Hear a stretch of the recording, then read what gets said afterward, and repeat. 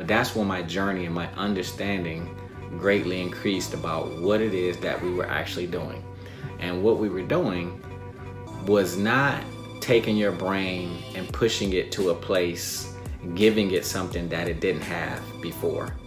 What we really were doing and what we really were looking at when we were looking at assessments of people's brains, we were doing brain mappings, what we were really looking at was trauma patterns, trauma and stress patterns. And that totally changed my whole perception on pathologies, addiction, because we have in society this idea that things like addiction or stress or depression, like these are abnormal situations when really they're very normal based on the environment that we're placed in. Trauma, and specifically childhood trauma, now we have to take that word trauma and we got to look at it in a different way, because it's not, what people make it to be just, I was in a car accident or something like that. Trauma is anything that's overwhelming to your nervous system. And there's different forms of trauma. You have hard traumas, which is your car accidents, or maybe someone was molested or raped, or again, head injuries. Those are traumas, right? Those are shock traumas. That's a one and done event.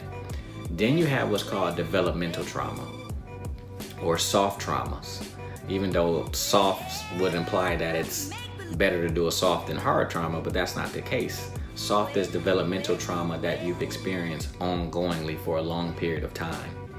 So what happens when we have traumas is that your brain neurologically is going to go into a state of protection to protect you from something that is pressing upon you, in terms of your safety and you being safe.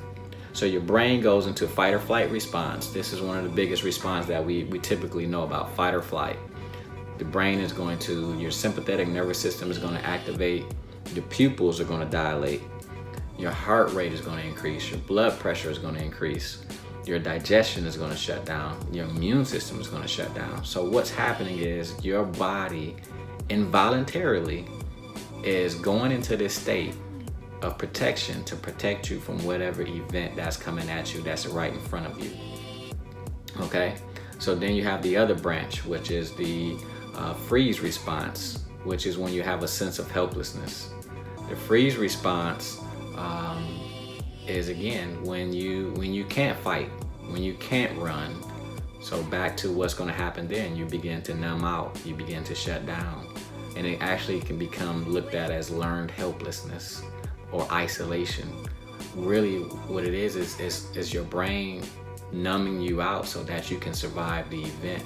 Something horrific like a car accident where you can't run from that situation.